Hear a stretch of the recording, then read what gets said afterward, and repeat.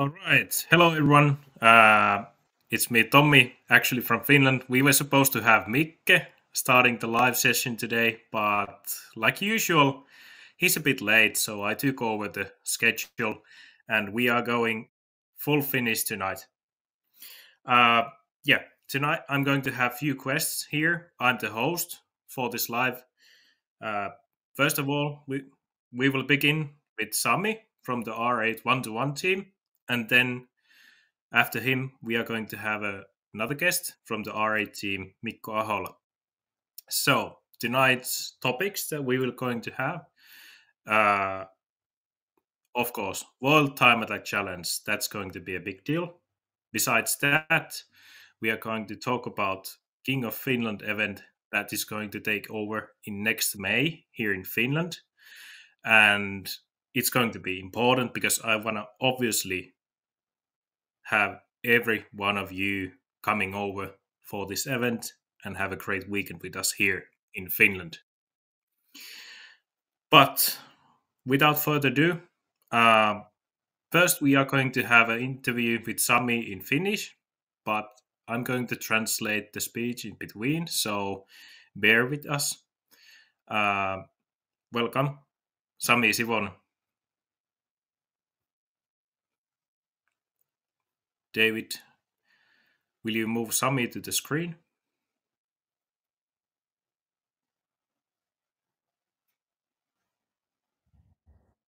Cool.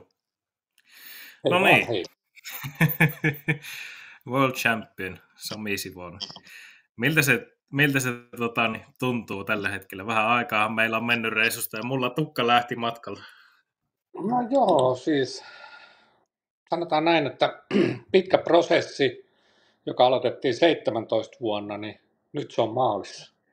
Vaati monta vuotta. No kieltämättä, kuinka monta vuotta se on? Hetkinen, nyt on 24, niin sehän on jo ainakin 7 vuotta. 7 vuotta ensimmäisestä käynnistä siellä. Ja nyt oltiin siinä iskussa, että voidaan olla ylpeitä maailmanmestareita. Kyllä. Se olihan se kyllä aika unohtumaton reissu kaikin puoli. Miten veikö sulla aikaa toipua siitä, kun pääsi kotiin? Oliko semmoinen fiilis, että kaikkea on annettu? No ei oikeastaan, että oli semmoinen, sanotaan näin, että helpottunut olo ja sitten heti perään seuraavaksi, että mitäs sitten? Se oli kumminkin niin monta vuotta kestävä tavoite ja se saavutettiin, että nyt on niin kuin uusien tavoitteiden aika. Onko näitä tavoitteita vielä asetettu?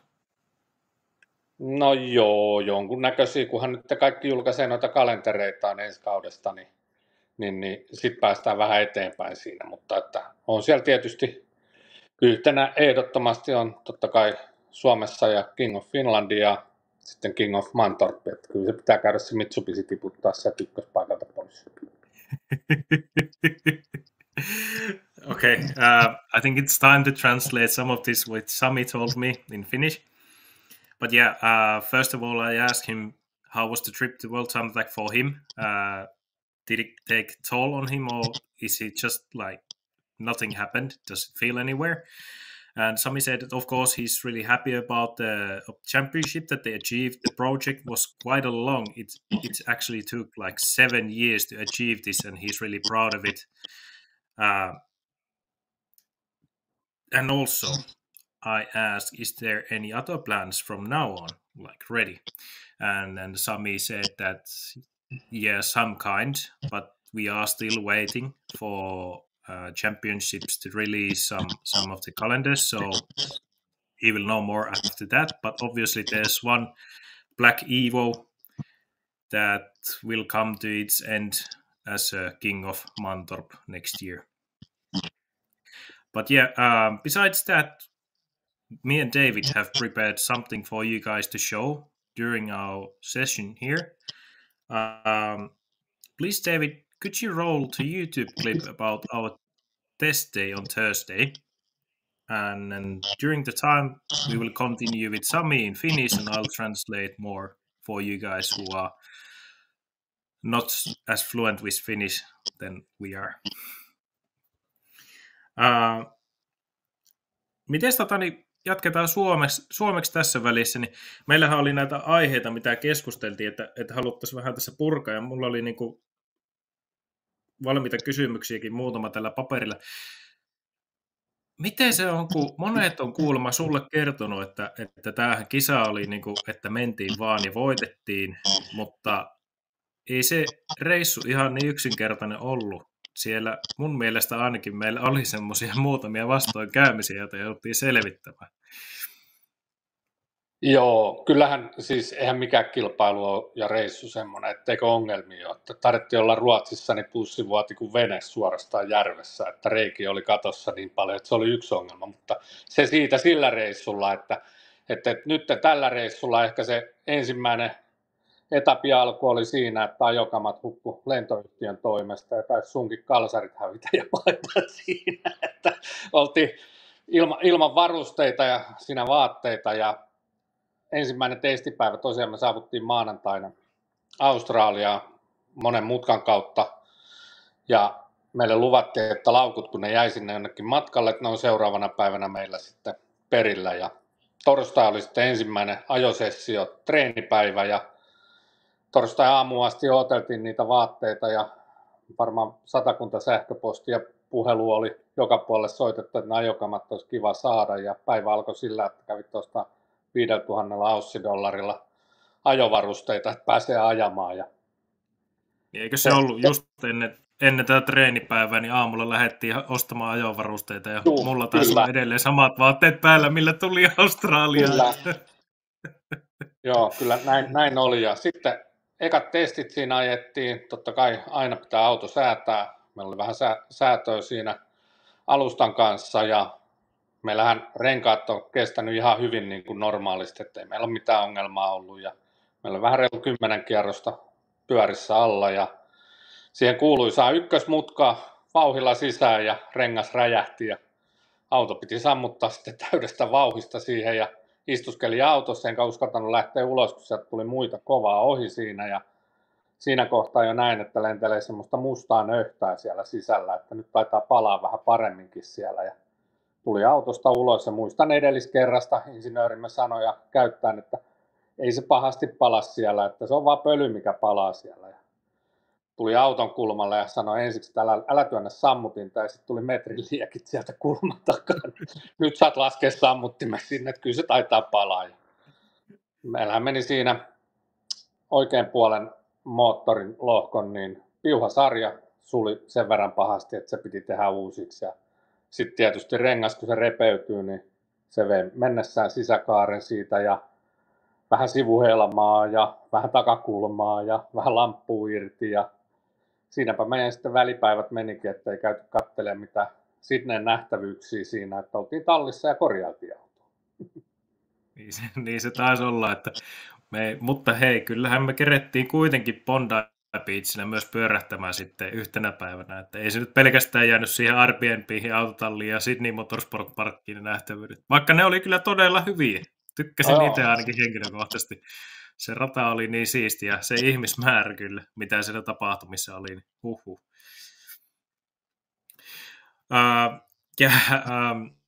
I had a question for Sami about the trip that we have had a lot of feedback that it was only that we just went into Australia and went in competition. Everything went fine and just we won the championship without any issues. But the truth is that it wasn't exactly like that. First of all, our flights from Singapore to Sydney, they were cancelled when we landed to Singapore, if I'm right. Yeah, if Sami remembers better, then he can fill in. But yeah, during the change, we had to fly first to Melbourne, and we lost the luggage on the way. I lost everything that I had with me, all the filming gear and all my everything, all the clothes that I had. I just had the clothes that I had on me when we arrived to Australia. And also Sami lost all the driving gear. So quite handy way to start the trip in Australia. we tried to do our best trying to get the luggage back during the time, but we couldn't get it in time. On Thursday morning, you can see the test video on the screen on this side. Yeah, it was like 8:30 in the morning. We got the car to the track and then drove off with Sami and Sani to the nearest motorsport shop and bought all the driving gear, like everything. Everything had to be bought like for the test day. So the luggage was actually quite expensive for us if you spend $5,000 to get through one test day. And also there was few minor issues during the test day also. First of all, there was a bit of an overboost, which made the car go pretty fast on the straight. And it affected the tires the way that we wanted. And then we had like one too many sessions on the which caused that at the famous first corner, Sami had a puncture on the tire, or you could say basically exploded, and car shut down from the full speed, which caused everything to be like really fucking hot during the time, and the car caught on fire. And that's something that many of you might not know if you haven't seen the YouTube video. The car went quite well. First time he told the officials at the track that don't use the fire extinguisher. We want to save the car much as possible. But he came out of the car and saw the 1 meter high flames on the side and said, all right, maybe we have to use the fire extinguisher. And that caused us quite a bit of trouble. So we lost a free weekend that we planned to have before the media launch on next Tuesday. So our sightseeing during the weekend was going back to the garage and fix the car. Yeah. Sitten no joo, siinähän oli pikkusen arpettia ennen meidän mediat niinku tapahtumaa siinä sen aikaa. Joo, eihän siinä kaikki ongelmat, sen verran keskeytä, että eihän siinä kaikki ongelmat ollut siinä, että meillähän vuoti sitten niin siellä jarrupääsylinterin säiliö, kun oli vähän liukkaa olo. Ai niin, tuosta se näkyy videolla. Mä luulin, että grippi oli lähtenyt ensiksi ruttuun siellä, niin kuin yleensä tapahtuu, ja sitten hetkeä myöhemmin niin tultiin sanoa, että kyllä täällä on ihan jarrunestettä, ja sen takia ne jalat ei oikein siellä polkimilla mennyt pysyä. Mutta jos summataan siihen kaiken kaikkiaan, niin jo siinä vaiheessa me tiedettiin, että auto on paljon nopeampi kuin aikaisemmalla kerralla. Että se ensimmäiset testit siinä, niin se kello pysähtyi sinne 1-2-6 noillakin niin kuin säädöillä, mitä haettiin siinä. Niin päästiin jo ottaa siinä kohtaa meidän Fat Cat-kissasta vaippa pois, joka oli sovittu 2017 vuonna Robille, että niin kauan se pysyy se vaippa siinä kissan päällä, kunnes mä en nopeampaa siellä radalla. Toisinaan hänhän nyt sitten rupesi muuttelemaan sääntöjä matkan varrella koko aika, että ne selvinee varmaan tuossa seuraavassa YouTubessa, joka nyt on just julkaistu tonne, niin se varmaan ilmenee sieltä sitten. Kyllä siellä saattaa olla pientä kilpailua, että kumpi oli tällä kertaa nopeampi vai ei. Kyllä. So many of you might not know that actually you could see on the video there on the screen that also we had issues with the leaking brake cylinder, which caused leaking straight to the Sami's legs inside of the car. And that's why it was quite slippery to drive the car, even though he managed to do quite well. And we broke the lap time that we were supposed to go, or we aimed for at the first. There was a competition between Mighty Mouse and Fat Cat from 2017. Yeah. Did I say right? And then during the time, Rob Nuang, driver of the Mighty Mouse, brought us a figure with diapers and said to Sami that when you drive faster than him, you can take off these diapers from the puppet that he gave us.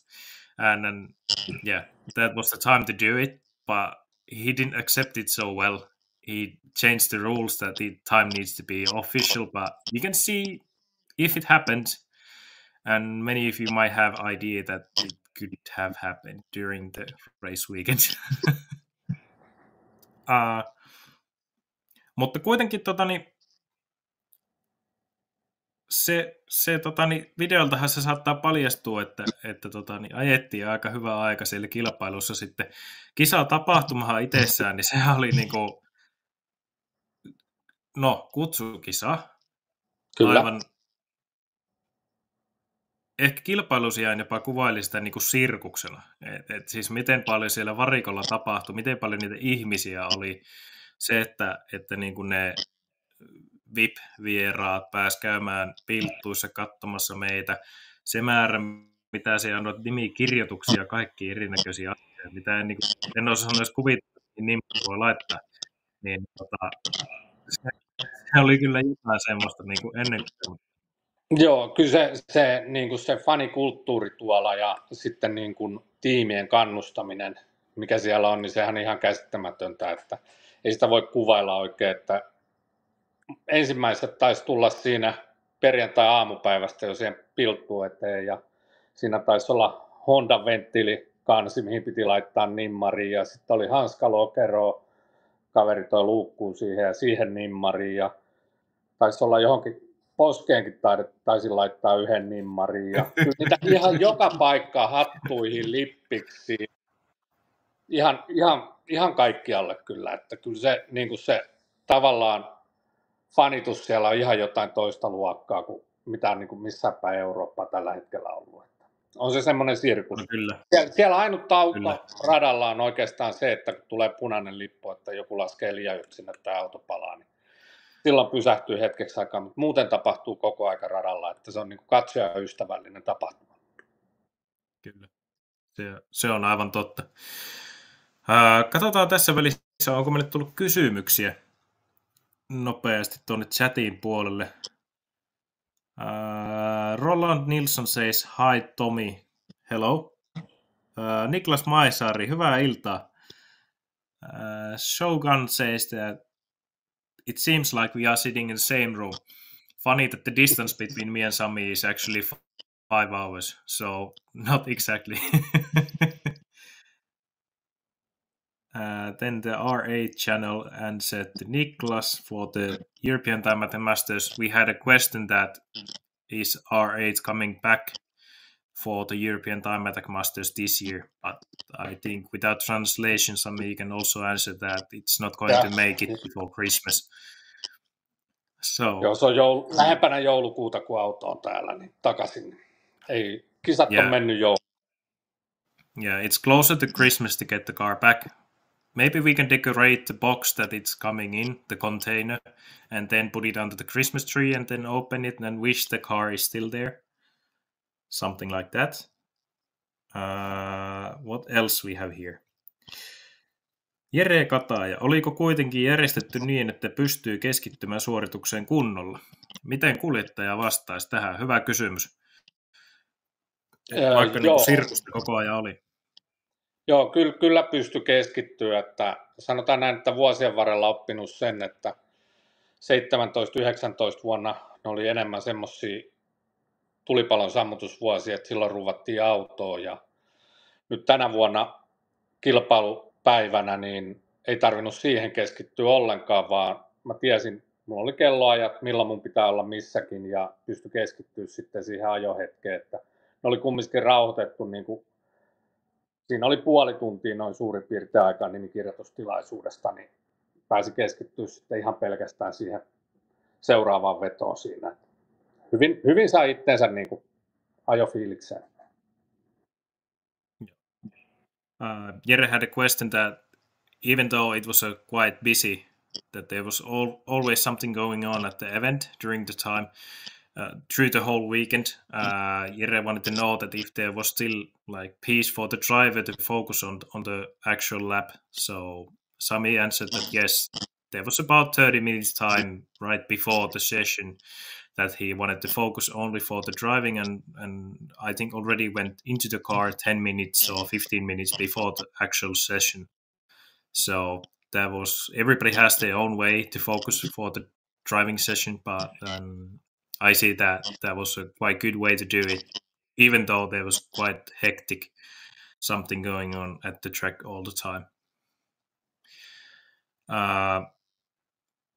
Mä haluan vielä nostaa esille sen, että miten kuljettajan näkökannasta, niin mitä mieltä olit shootoutista, joka on siis tämä World Time Attack Challenge nyt niin kuin, ymmärtääkseni, onko tämä uusi konsepti vai onko tämä ollut muina vuosinakin käytössä, mutta sehän oli siis semmoinen jännitys tiivistyy ja tiedätkö, kaikki ihmiset on nimenomaan sillä katsomossa siihen aikaan katsomassa. Jokuhan tuli sanomaan, että on todella pitkä päivä odottaa, että R8 tulee ajamaan sen niin kuin finaalikierroksen, että nähdään.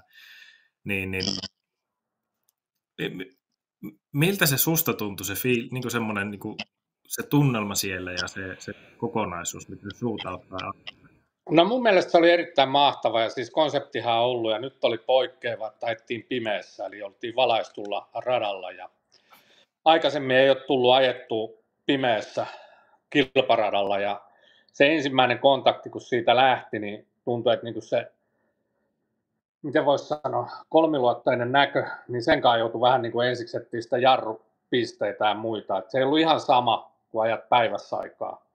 Vaatii vähän erilaista niin kuin silmän tottumista, mutta hyvin se onnistui ja se, että se fiilis siinä, tietysti kilpailu oli tosi tiukka. Tiedätte, että Ferras voi tulla todella lähelle ja Mikey Mouse sieltä ropi todella lähelle, niin mähän olin pimennossa autossa, eli sehän on ihan selvää, että mulle ei kerrota mitään siinä kohtaa. Ja mä otan sitä viimeistä vuoroa ja lähden tekemään sen parhaan suorituksen sinne, että en ole tietoinen, että onko voittanut etukäteen vai onko hävinnyt niin kuin häviöllä siinä, vaan lähden suoritusta tekemään parhaampani mukaan siihen. Ja se on yksi parhaimpia kokemuksia, elämyksiä, fiiliksiä. Nostaa adrenaliinin erittäin korkealle siinä kohtaa. Ja sitten pitää muistaa kumminkin se maltti siinä, että siinä on helppo tehdä virhe sitten sillä yhdellä nopealla kierroksella. Että olihan siinä meillä vähän haastetta, tai mulla vähän haastetta siellä, että se ei niin kuin varmaan tuolla TVn puolella näkynyt niin helposti, mutta mähän näin Feraksen siellä jo, kun mä käännyin viimeisestä niin kuin takaisinpäin mutkasta tulemaan sinne päätyyn, niin mä näin Feraksen siellä eessä ja mä näin, että se on tosi pahas paikka, että sinne mutkaan ajetaan kumminkin se pitkälti yli 200 sinne ja jätetään jarrutus lyhyelle matkalle siihen 50 metrin kohdalle ja käännetään nopeata sisään, niin kyllä siinä vaan vaistumaisesti kävi näin, että siinä joutui vähän hellään. Mutta onneksi aika riitti vielä parantaa siinä kohtaa, että se ei niin paljon ottanut takapakkia. No joo, ja itse asiassa tämän tilanteen laitoon meidän YouTube-videolle. Siinä näkyy Incar-kuvasta, että Ferraksen perä näkyy jo aika paljon aikaisemmin siellä, että siinä joutuu, se on tosi nopea se oikea kurvi, mihin tullaan, kuten sanoit, ja tiukka jarrutus, niin se jos olisi ollut yhtään eri kohdassa tai yhtään aikaisemmin, niin se olisi ollut pilalla se kierros. Kyllä.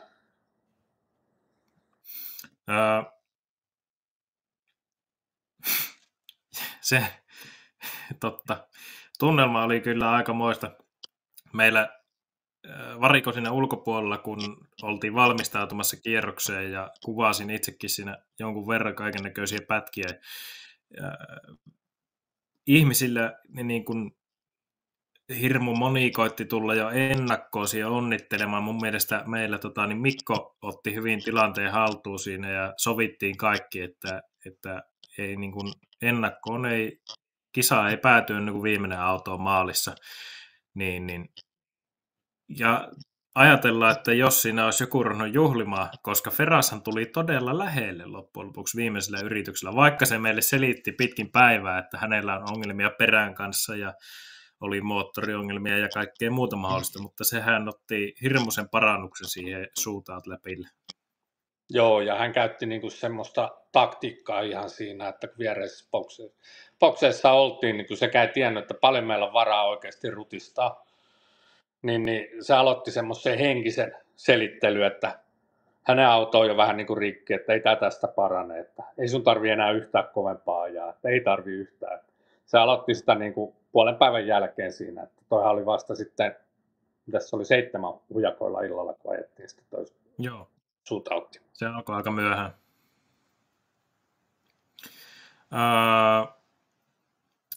to translate in between, we had a discussion about the shootout, which is the final for the World Time Attack Challenge. Most of you have seen it, that it's driven at the dark, and it begins after 7 o'clock in the evening.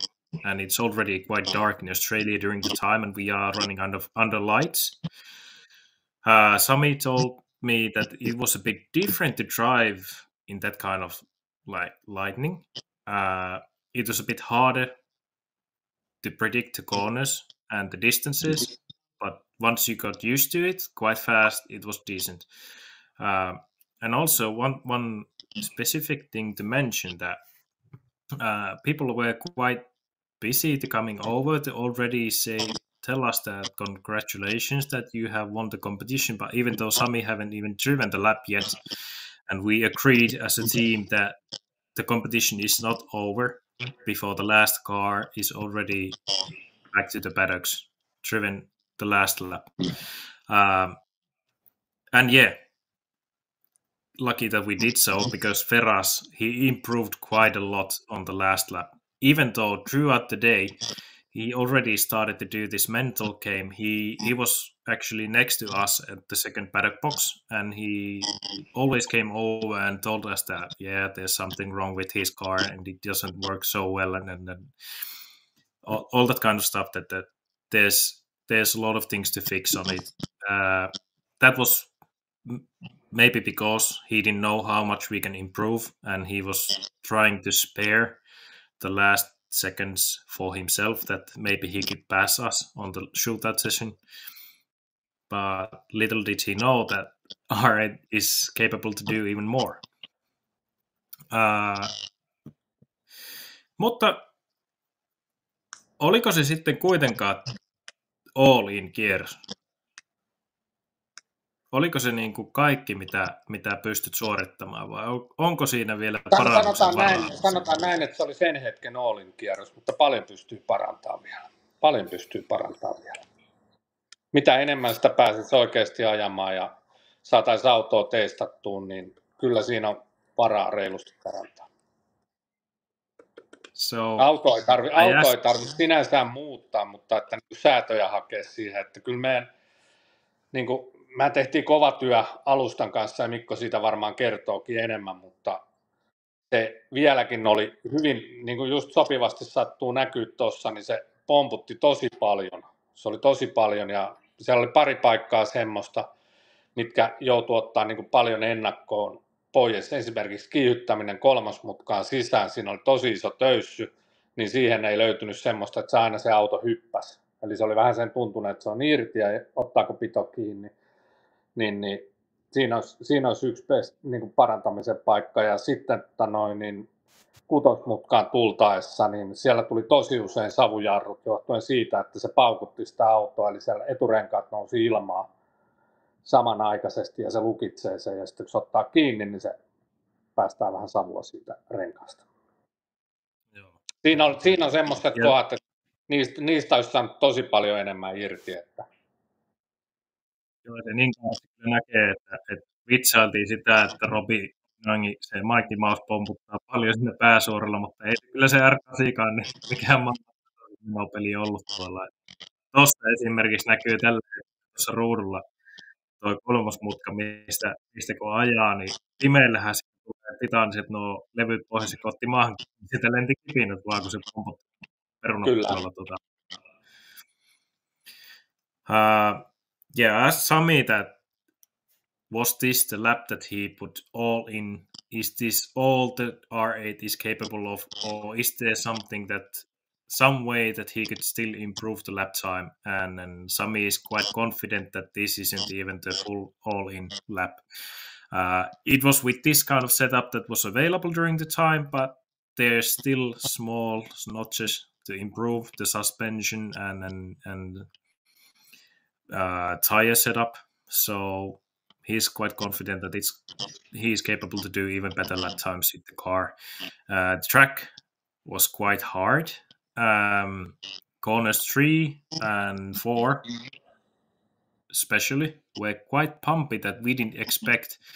We practiced on the simulator over 10,000 kilometers during the spring, But on the simulator, you cannot see the track surface so well, and you don't feel the bumps on it. So that was quite something that we were not prepared for. And even though the car has quite good suspension and ABS brakes, in some corners, you could see that the tires are giving smoke and locking up under the braking. And with the ABS system, it means the car isn't touching the ground actually, so it's jumping quite heavily during those brakings. Se oli aika tommonen niin kuin tiivis perkaus kyllä niin kuin tästä viikonlopun näistä niin kuin pääpiirteistä, mitä meillä kävi, ja ehkä päästiin vähän jopa avaamaan asioita, mitä ihmiset ei ole nähneet, mutta miten sitten puhuit, että jonkinnäköisiä suunnitelmia on tulevasta kaudesta, ja yksi niistä suunnitelmista on tämä tuleva King of Finland, eikö näin?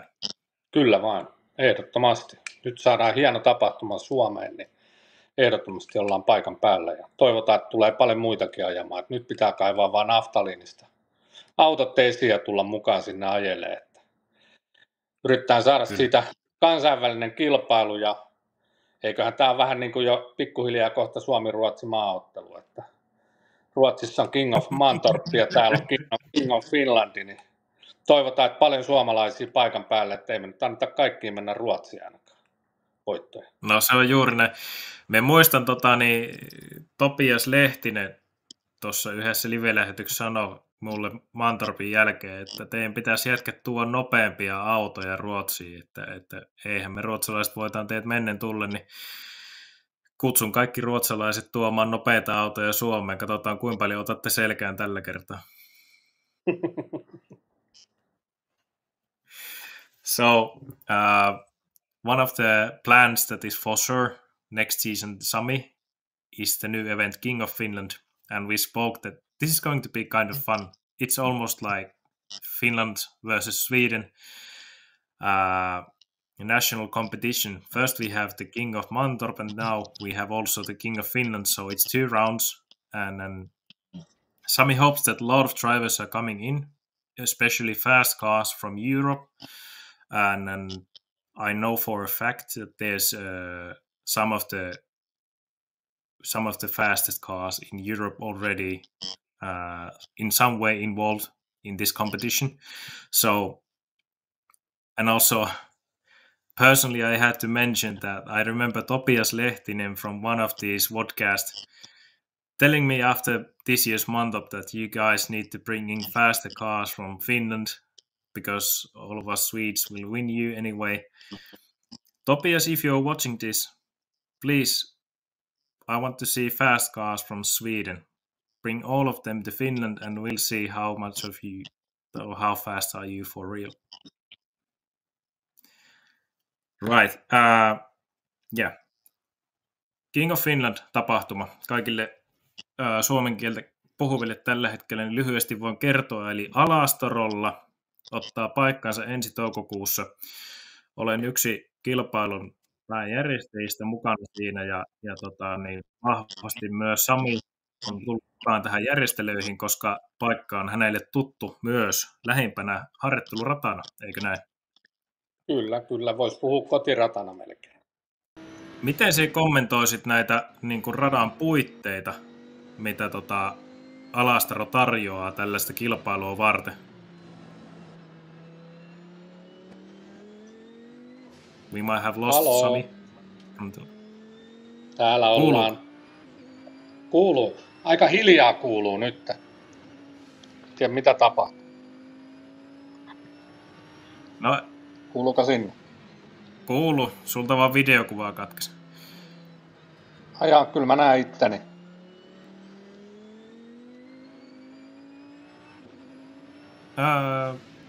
Noniin, näkyykö nyt?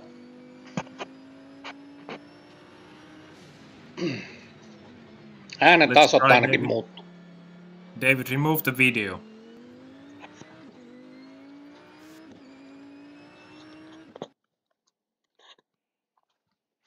I think the video is bothering the podcast a bit because it's got the voice on it. That's why I changed something that Sami's camera isn't showing. Anyway, let's continue with our pictures. In some point, we will hopefully see Sami again. Kerrotko lyhyesti, millaisia puitteita Alastaro tarjoaa tämmöistä kilpailua varten niin kuin katsojille myös ulkopuolisen, koska että siitä Suomessa oli oikeastaan niin kuin 2 vaihtoehtoa, mitä me mietittiin tätä kilpailua varten, ja näistä nyt kyllä Alastaro nousi edukseen esille.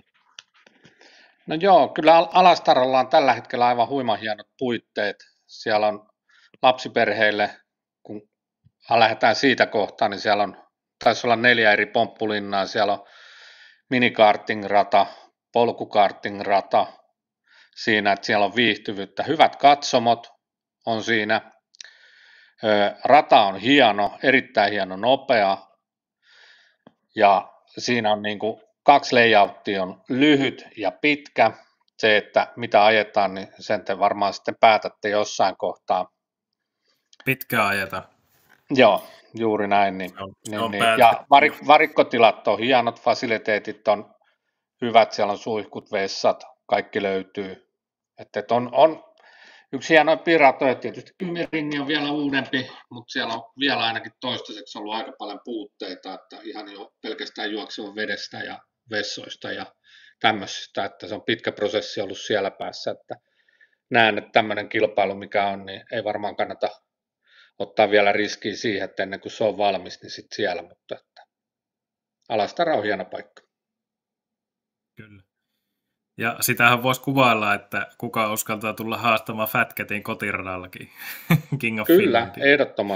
ehdottomasti. Jonkun pitää tulla laittaa vähän vauhtia meille siinä. Juuri näin. So, Sami told about the Alastaro track in Finnish, that why we chose the place over. We had good 2 options in Finland, and Alastaro stood out in a good way for us. That's why we chose to have the competition in Alastaro, looking at the logistics and other facilities that they have there. Track is also known to be the nearest practice track for the R8 team, and Sami's driven there quite a lot, and we all like the new layout which is going to be used, the long track. And you could say that if you are prepared and ready to come over to challenge the R8 at its home track, it's going to be the King of Finland. So a lot of more things are coming about the event, and we are going to tell you eventually. I hope many of you would come over to Finland the 6th of October when we have the launch for the King of Finland here in Helsinki, or actually Vantaa, which is nearby Helsinki, at the Karting Center. And more about that is coming soon to the social media. We will release a lot of information. But I think at this point, I would like to say thank you, Sami. Thank you. It was nice to have you as a guest here, and I hope some of our Swedish viewers also got something out of this with my Rally English translation. We had a lot of fun with Sami speaking in Finnish. We could do this all night, but I believe that we should continue the chat with Mikko Ahola at this point. But in between, David, could you play us the video that you were about to show from the YouTube? This is an in-car video from the Alastaro long track layout, and actually this is the current track record made with No, we're gonna actually bring in Mikke. Mikke? Yes. I think we don't. All right. Yes. Bringing Mikke. Hello. You didn't want me in the broadcast, right? No, I don't think we need you here anymore. You could just go have a holiday. It would be really nice to take like 2 years of holiday because we have so much to do, and you have already talked a lot about it. So I just wanted to come out here and just say that it's been magnificent to see how quickly we progress from that. Finally, some Finns decided to come as an entire team and as an entire community to King of Mantorp, and just that fact alone gave us the starting momentum to even consider, because I remember we talked about this thing about oh, can't you do some event in Finland? I'm like, oh yeah, maybe in like 2 or 3 years or something. But yeah, things have just progressed so fast, and we did a really small PR thing in Finland and met a lot of nice dudes. And yeah, Finns are, in my opinion, this is like no ass kissing, because did not prepare for a script, but Finns are all about doing. They just not very interested in talking. They would rather just be doing. So that's why like Finland is definitely one of my favorite countries now for the past time. And yeah, I also wanted to mention that going to Finland and abroad is quite a challenge and to an unknown track, because we do have demand here in Sweden from the tracks to run our events, especially to include them in the series calendar domestically, even on tracks we have been at before and have been successful before. But yeah, with all this positivity going on, and maybe you need to bring up that the more names, it's really this simple. The more names, the more people that sign up that have cars, they have driven at least one track day before and have a car, that sign up and want to do the King of Finland, the quicker everything will go. So yeah, I won't get into detail of that. And we also have quite good number of participants already that are interested about the Finnish event. And that was also surprising for me. Yeah, it was for me, who has worked with this over 10 years, and you build, you sometimes you think that things should go really fast, and then sometimes you think yeah, that nothing is happening. So it takes time, but just the amount of people already signed up that are interested in doing the event it made it like an obvious choice to proceed. So yeah, I didn't get all the details you have talked, but I wanted to bring up that we will do 2. Did you bring up the PR events or not? Shortly mentioned about that, but yeah. Of course you could tell more about that, and if you feel so, you can also most important. The most important news is that actually I am coming to Finland. I feel that's like the most important news in this entire broadcast. That Sami is world champion is very nice. Congratulations to him. But I am coming to Finland, so I was really hoping that all my fans wanted to meet me on October 6th. So and have an opportunity to have an autograph or something from me. Yes, and of course I'm being sarcastic, but yeah. We both wish that you have a lot of fans coming over for the event, because it would be great to see a lot of people there. It would be help. I think I have at least two or three, so I'm starting out somewhere. But seriously, I'm coming with my full-time associate David, the producer of the show. We're coming to Finland, so we're hoping to meet a lot of people there. There will be a nice set of vehicles. And racing drivers, time tech drivers there. So it's going to be a great, awesome event. A big shout out to Kirsi Immonen, who has put it together. She's doing a world record attempt on Saturday, right? With Teslas, only Teslas. I think it's over 1,000 Teslas coming. No, 2,500 was the goal, so that was quite a lot.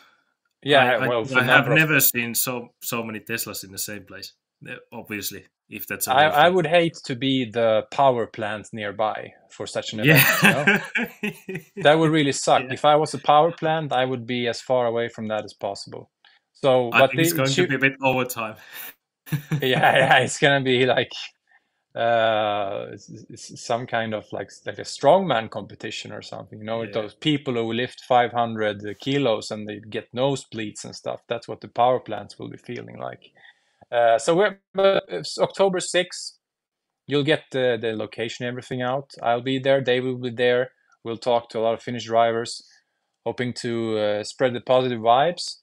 And then actually the next week we're doing a similar thing in Sweden, because then October 12th we're doing our officially it's our season ending. It's an award ceremony with a dinner and everything.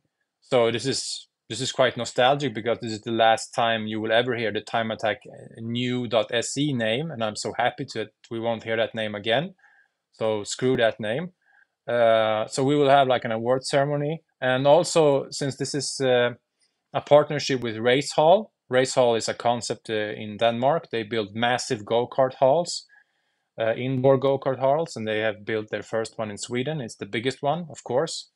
So we partnered up with them. So there will be a lot of go-karts and a lot of bullshitting and animosity. And also I'll have a keynote there to present the new concept for next year, and more details about the thing that people already know, that we're changing the name to Scandinavian Time Attack.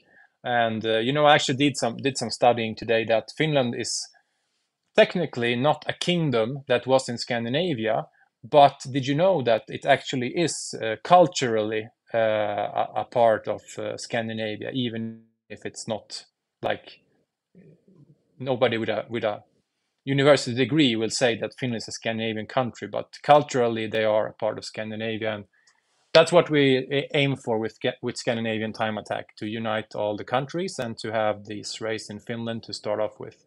And we're going to talk a lot about that in October 12th in Race Hall. It's just a short car trip from Stockholm, so check that out. Yeah, 2 good PR events, and then we'll be good to go. We have the calendar ready for next year and everything. So yeah, good time. Yeah, and how many can say that they have driven cars in same week in 2 different countries? That's it's weird. It turned out that way. It was weird because actually we didn't speak about this in advance. We just came up with the ideas at the same time. That Mikke, we have this idea that we could do this in Finland. You answered that. Are you serious? We were like, yeah, why? Oh, we have the same plan here in Sweden. That we have the race hall and all that stuff you just mentioned. That it was just coincidence that they happened to be like this. Yeah. Well, okay, I'm going to leave the broadcast now. Nice job, everyone, and congratulations, Sami Mikko. Wonderful achievement. You're the fastest European team. You're the big dogs now. Even though I do know that Revline would love to have a rematch with you on slicks for both cars, and we'll see what happens with that car. It's an exciting time in the Northern European time attack scene. It feels like we've been working for over 10 years. We've had some ups and we had some downs, and hopefully now, whatever happens, it's definitely a huge breath of fresh air. So thanks everyone, and keep an eye out on our social media for the PR events, and I'll leave the broadcast. Thank you. Thank you. Bye. So I think it's time for, how do you say, David, should we take a look at the video in between the time here, because we have something new for you. Yep. Just 2 minutes ago, we released a new YouTube video from the Saturday of World Time Attack Challenge 2024. This will be first clips shown to the public about it. Even team haven't seen it yet. I just finished it today. I've been working on it for 7 hours, and yeah. Hit it, David. Let's show these people the intro, 30 seconds from the beginning, so they will get interested and go to YouTube and see after this broadcast. Kisa on ohi. Ei osaa oikein sanoa. Ei osaa vielä käsitellä kaikkia asioita. International winner here in the Super Cheap 832. Fantastic.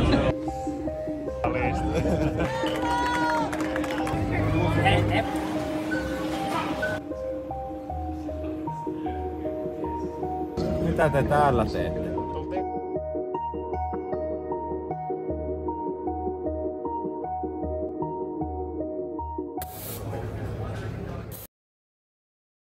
Right. So a lot of interesting content in that video. in many levels. We like to keep it in a humor level as we are professional amateurs, but I hope all of you enjoy.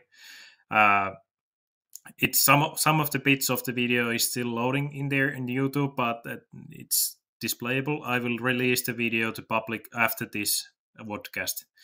But now, ladies and gentlemen, let's have Mikko Ahola on the stage with me. Please, David, join Mikko here. Terve. Hello. So this part we will do in English. I don't know. I think we could do it in English. Can we pull it off, Mikko? All right.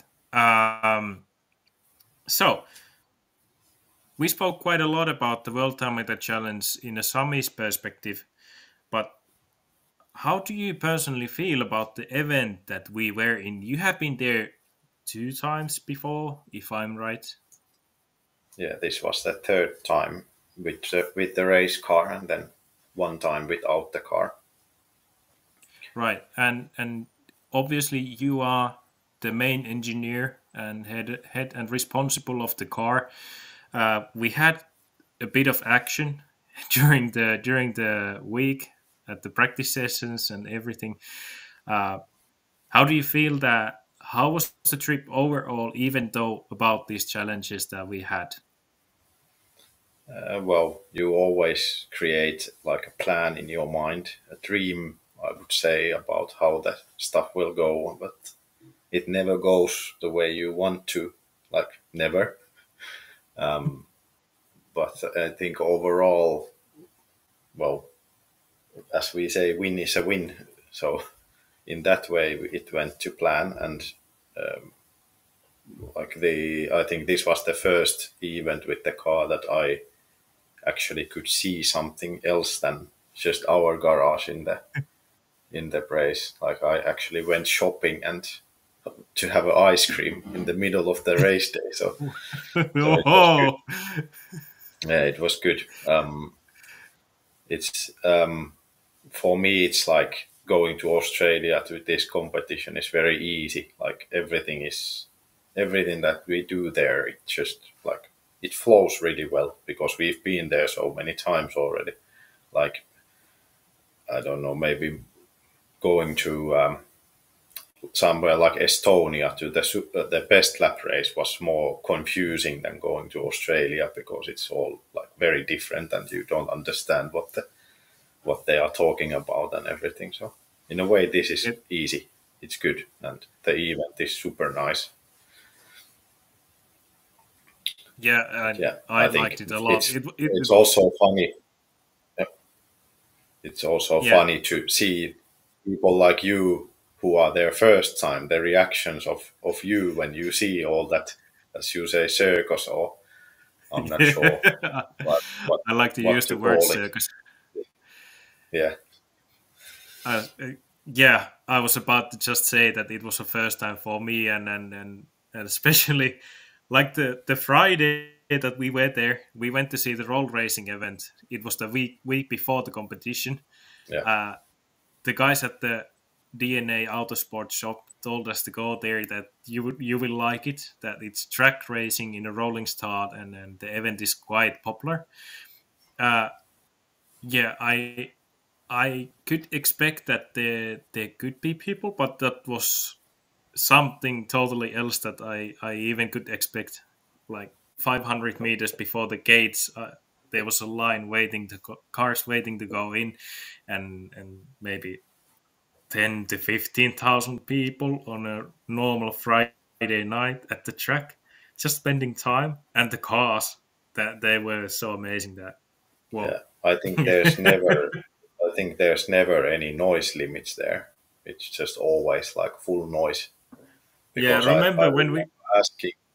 remember asking Ian sometimes, like we were designing the exhaust for the R8 back in 19, and I was asking him that, is there like, what's the dB limit? And he was laughing to me like, what? What's that? Like, they are race cars. Just as much noise as you can. And you could actually see on the YouTube film the Rodin car. That was quite something. A piece of engineering, like beautiful thing. The whole car that they built, but it was like loud as hell. What do you think about the competition? That this year the level was quite much higher than last year, but on the engineers' eyes, what do you think about the other cars that were on the event? How do you like the Australian competitors that we had? Well, we know like from the classes, open class is always tough because it has so many cars and so many like pro drivers, and we know that can cause issues for the other sessions as well because there's so many cars, and so red flags are usually an issue here. And then our class had like 15 cars, I think, but I think we never saw 15 cars in a session. I think normally in a session it would be like 8 or 12 cars. And if you just wait for a little bit, you can get a free slot. You don't want to push immediately when everyone goes, and you just wait for a bit and then go when you feel like, okay, now the track is free. I think the level of competition will always improve, like naturally, like as we've done, like now, for example, our King of Mantorp or the Mantorp race lap that we've done last time there, it's also almost irrelevant because the car is so much faster now. So of course the competition gets, it improves all the time naturally. Maybe the pro class was a bit of a disappointment this year because seems that there's no challenge for the RP968, but I think they've been so fast that, like we saw, for example, Costa there at the pits, like he still has the Pro-Am record with the Evo, and we were like 1/10 or 1.5. Yeah, we were not far from it. Very close, and he was just there like, okay, do I need to bring out the car? Like, are you gonna be faster? So in a way, it's always like some of the people wait that someone will break their lap record and then bring their car back. But we always improve. Like we go to different tracks and then we improve, and then we kind of look at, okay, when do we need to go back to somewhere, or is this it? Or it's always a bit like, now we just felt like we can really take, I mean, looking back to last year in Pro-Am when Ferras won with 127, and I said that easy, like we would have won easy that year. Yeah. Well, I'm not sure if it's ever easy, but still, like competition is never over.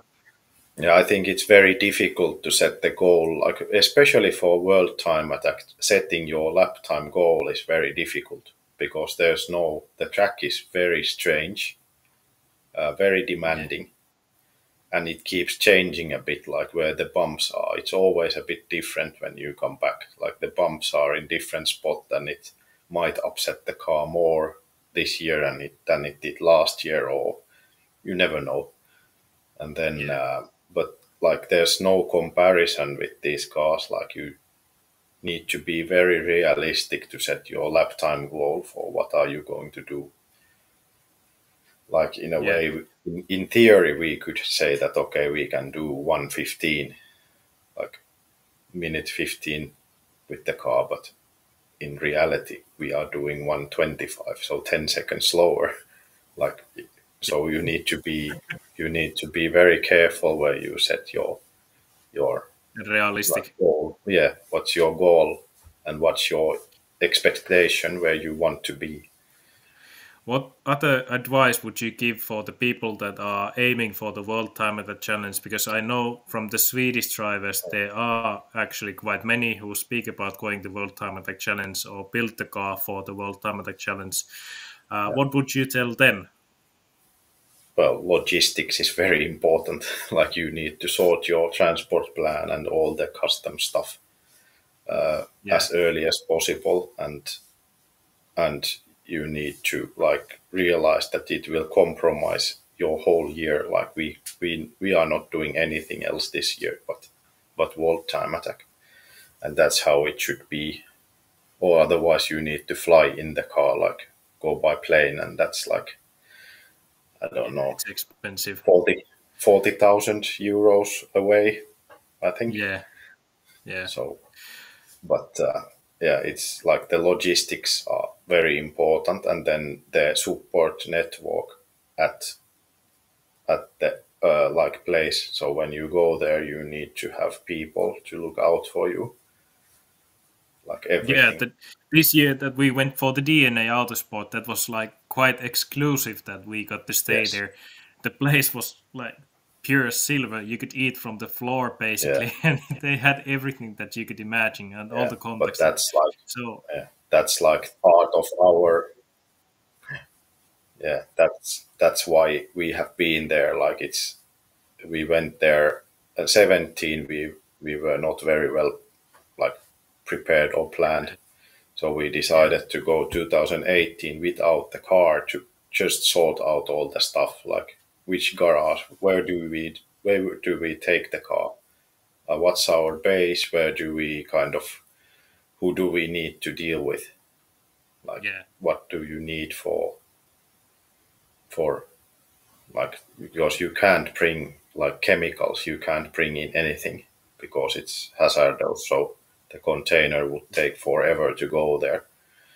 So you need to sort out everything from the locals. Yeah, so but it would be it's handy to very go difficult to go there. Yeah, but it would in be a way handy it's to go there in advance. also difficult to go like, I'd say quite expensive. It's quite expensive to go to Germany. Yeah. Yes, exactly.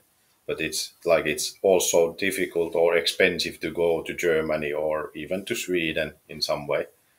But there we have our own like truck and bus, so we can stuff like everything that we have in there, and then you have everything that you have with you.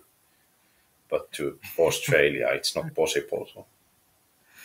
Like last year, we got the when you've done nickname. it 3 times, it's easier, but still, it's very difficult.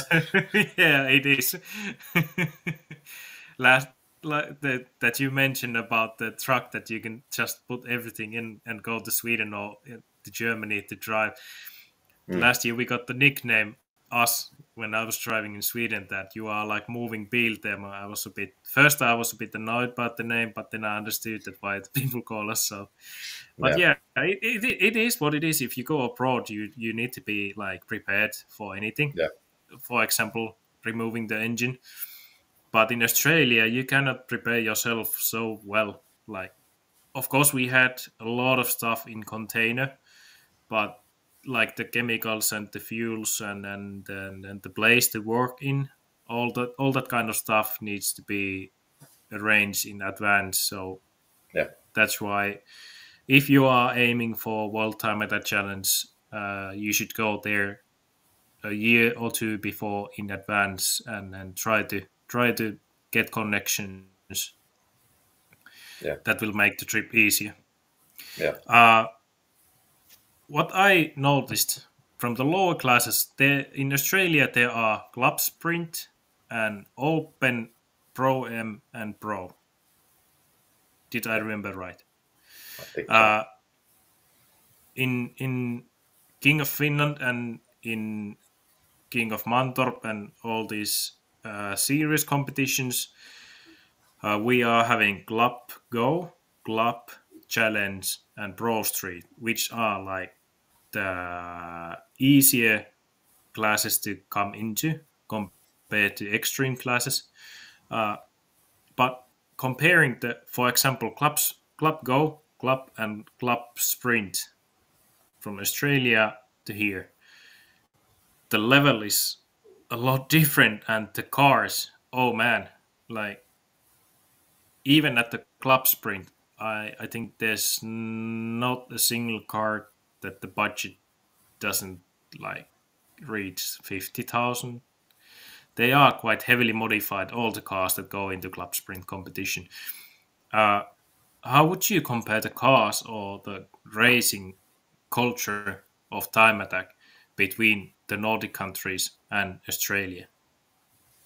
I think it's like this is the kind of, let's say, Australian main event. Like I think it might not be that fair to compare like a single race to like something of, say, Swedish Serie race or maybe King of Finland or King of Mantorp should be like that. But there's just so much people, so many cars, so many, especially the street kind of seat. I'd call it street racing in Australia. It's just like something else. But there's just so much people that the industry has grown. Like naturally, there's so much demand. Yeah. We don't have that here that much, so it's much. It's a lot different. Yeah, and I'd say in Australia, from our point of view, it's much better. It's not realistic to kind of expect that we would ever have that here, because there's just the culture is completely different for that kind of stuff, and then there's just not enough mass of people to get around. But for sure, the way to kind of lure in as much of the street cars, like streetable race cars as possible, that's for sure the easiest way to get people in.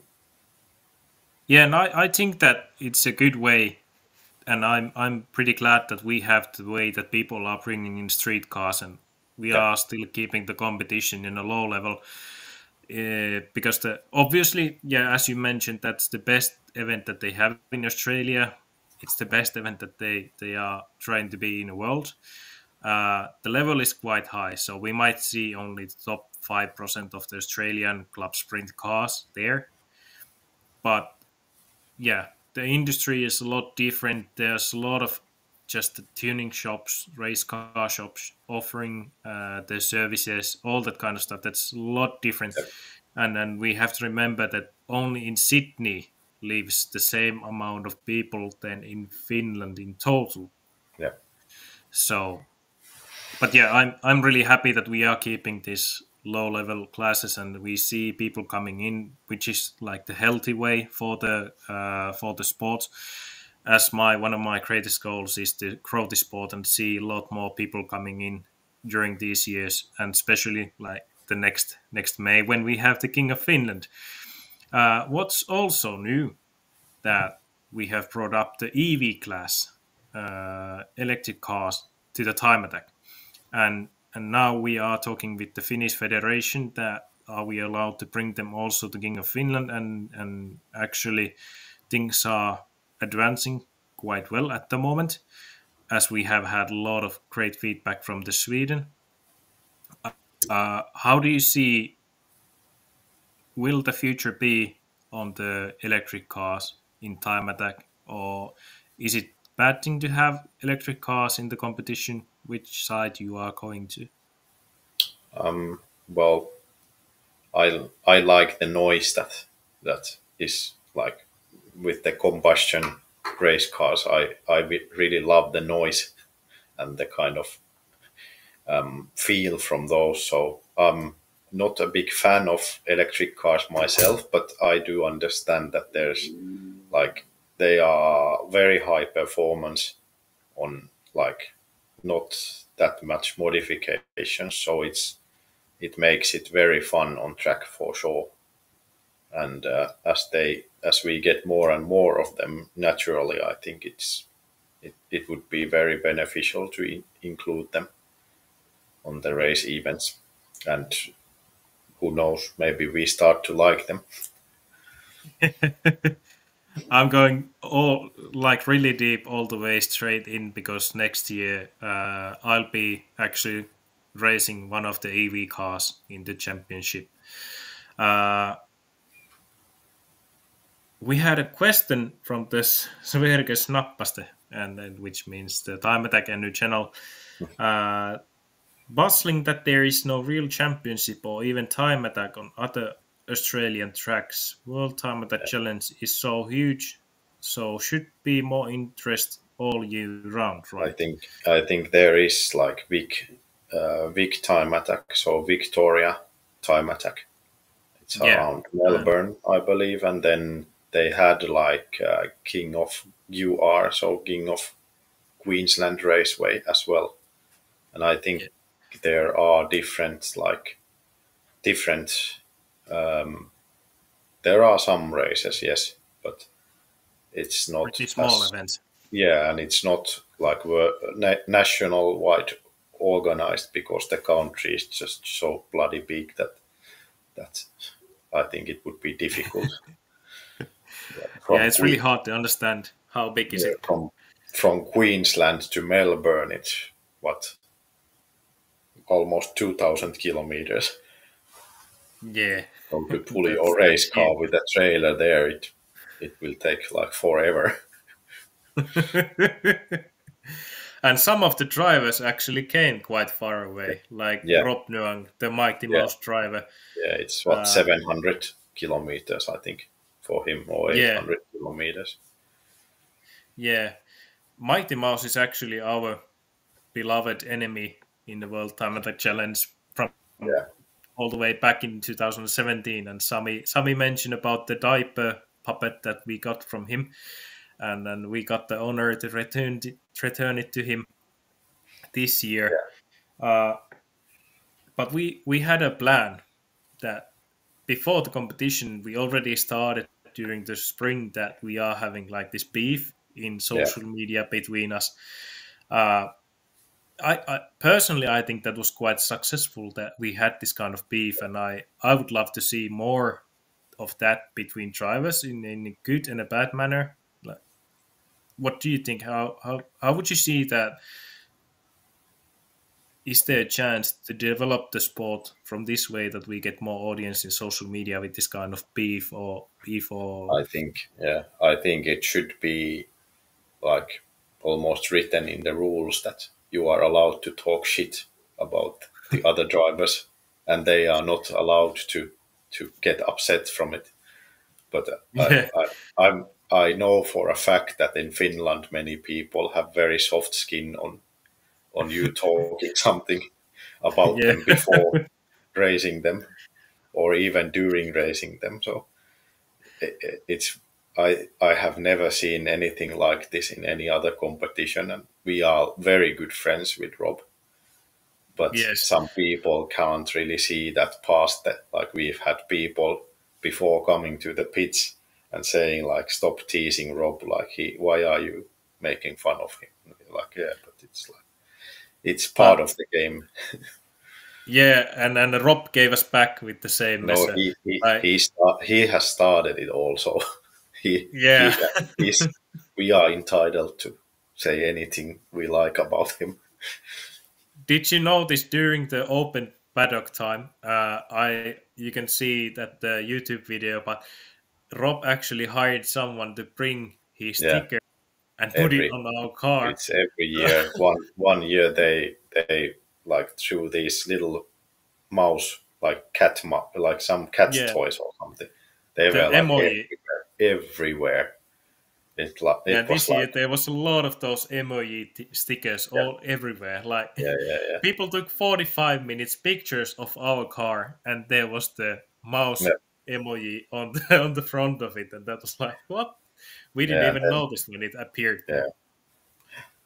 We always encourage everyone like we try to, if we include someone in our banters, we like to send them a message like, "Hey, this is like no hard feelings, but we are doing this thing."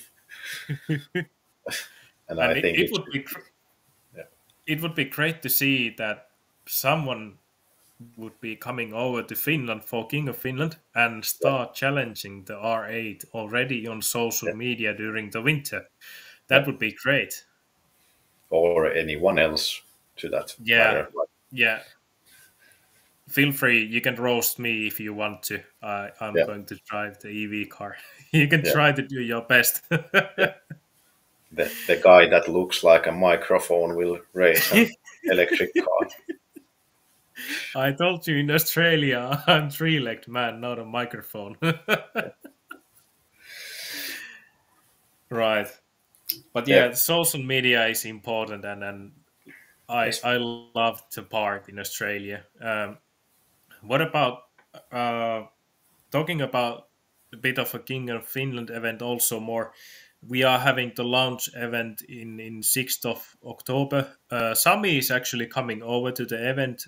Unfortunately, the car is not coming because, as we spoke before, that hopefully it's going to be Christmas present under the Christmas tree at least. What would you like to see? Like, we are about to bring that you can drive the karting cars during this launch event, and also we are going to tell about the event for the drivers, have a Q&A, all that kind of like informative stuff, so we can tell where we are going at the moment. What would you personally like to see there or at the King of Finland event on May? Obviously, you are also coming over. I would like to see lots of people. Yeah, me that too. would be the first. But yeah, I mean, to me, it always from races, I would like to have the clarification about rules and classes as early as possible, like to understand that what kind of race are we talking about. So that for sure would be good to have, to explain people that you can pretty much bring anything you want as long as it is safe to race. Yeah, yeah. Safety first, but that's pretty much it. And that's why we started actually from the Finnish Federation, that we wanted to first begin to talk with them and have the rules accepted by them, so everything will be clarified in a good time manner, so people can prepare for the competition in advance. And then you might have some inside information that you have like invited. I don't know if they are coming over. Do you have any more information yet? But you might have invited someone from Estonia to compete in Finland. Yeah, I did talk with Tõnis Vanaselja from the Vodcast company. They have their new, it's like an LMP style race car called Kalana, and they broke our record in Pärnu, which we are going to go and take back from them next year. And I invited them as well, like, you should come and have a look at this. So I think they can challenge us, and they can challenge Viipuri or anyone from that matter. That sounds good. That sounds great. I hope they are coming over. It would be great to see the car and have them race in Finland. Hopefully, I'm trying to do my best so we can clarify the rules for them also, that they can join us. The car, I actually have seen some of the pictures or some videos in social media. It's really cool. And is this the correct car? Yes, that's exactly. Kalana is the name of the project. Yeah, so this is the Tõnis is quite how would I say it, very keen to have what he feels that he wants and can achieve. So this is actually his creation. I was asked to be one of the designers of this project as well. Like, I'm not sure, I would need to check, but I would feel like 8 years ago, probably, when they started it. And I felt that this is quite ambitious. Like, if you want to do a one-off car from like carbon fiber monocoque from scratch, there was nothing. So I gave them some of my opinions on how to go, but I said that I don't really have the resources to be part of it the moment, and now the car is there and it can be driven. So, I mean, massive project. And now I hear that they are working on their own engine, like they will have their own engine design as well. I'm not sure when, but most likely they will. When the time comes. Yeah, obviously, if they have already built that thing, it seems that they are going to have their own engine also. But that's going to be cool. Yeah. I can't wait for the competition. Hopefully, they will arrive. That's a really cool project. And yeah, as I can imagine, if they broke already the R8 record in Estonia, we should head back during summer. I think they get the record back.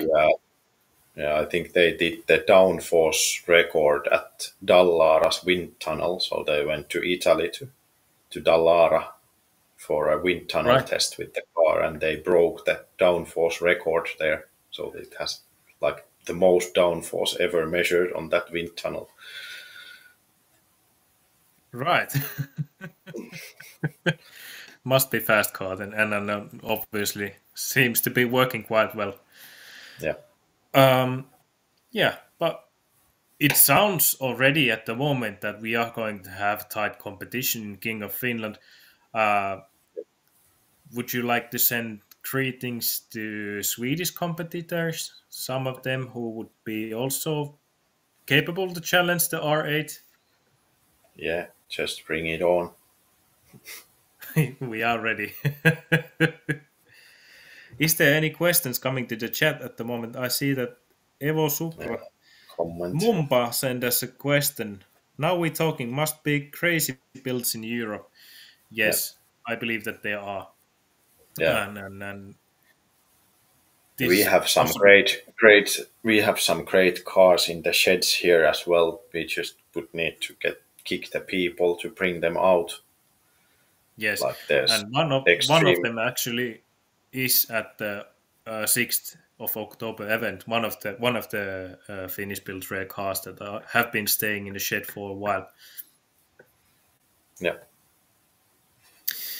All right. If there's any questions at the moment, let's take a moment. We will have a chit chat with Mikko, but otherwise, I don't have questions for you at the moment. We have spoken so a lot during the 3 weeks that we spent in Australia, even though we had the silent moments also. The trip is actually, it's not also even easy for the team, because you are spending 3 weeks quite closely. Onni was asking if the Kalana is coming to Vantaa 6th. No, most likely not, because we haven't talked about it at all, but we are hoping for it to come to the May event for the King of Finland. Yes, but there is car from Finland which is built actually in Espoo. One of old race cars that had been improved quite a lot.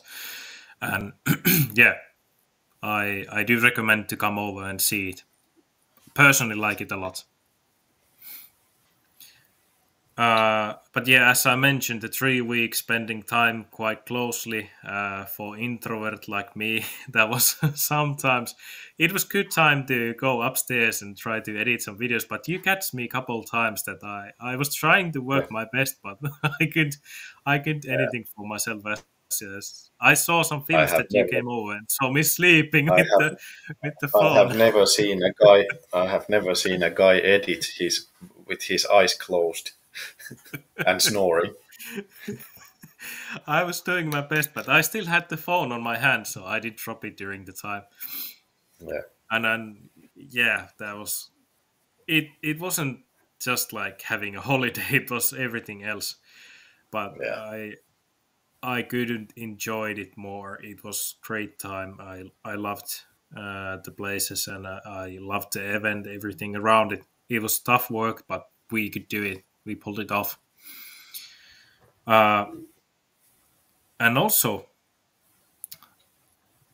what was funny to see that beer actually could solve quite many problems in Australia, as we noticed. Yeah.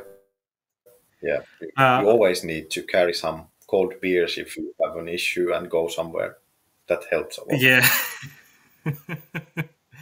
There was many great moments spent with the beer. Andre Krutoksen, Krutrök. Sorry, if I misspelled your name. I'm really bad at this. Really looking forward for the competition in Finland. We are too, and hopefully, Andre, we will see you there also.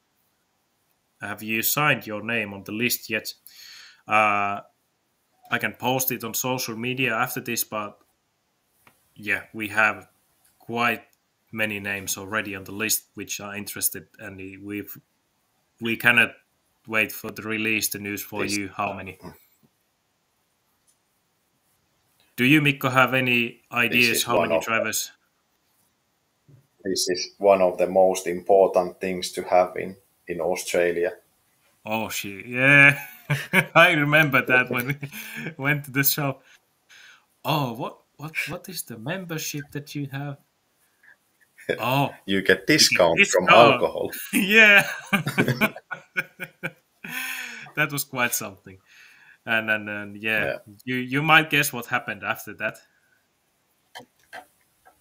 But yeah, as I asked, special. do you have any guesses how many drivers we might have already on the list? Me, What do you think? I don't know. Yeah. I don't. I try to figure out how to make this one car fast, so I'm not worrying about anyone else. All right. Let's keep that secret. Okay, but if there's no more questions at the chat, I would like to thank you, Mikko. It was great time chatting with you, and hey, I'm quite proud of us. We did it in English, even though it might have been a bit rally English, but still. Next time we'll do it in Swedish. Yeah, speak for yourself, mate. All right. Thank you, everyone. Is there anything to add from David or Mikke at the moment? No, Mickey's gone. I'm the only one here. All right. But thank you for being here today. We will end with the onboard lap from Alastaro with a car you all know. All right.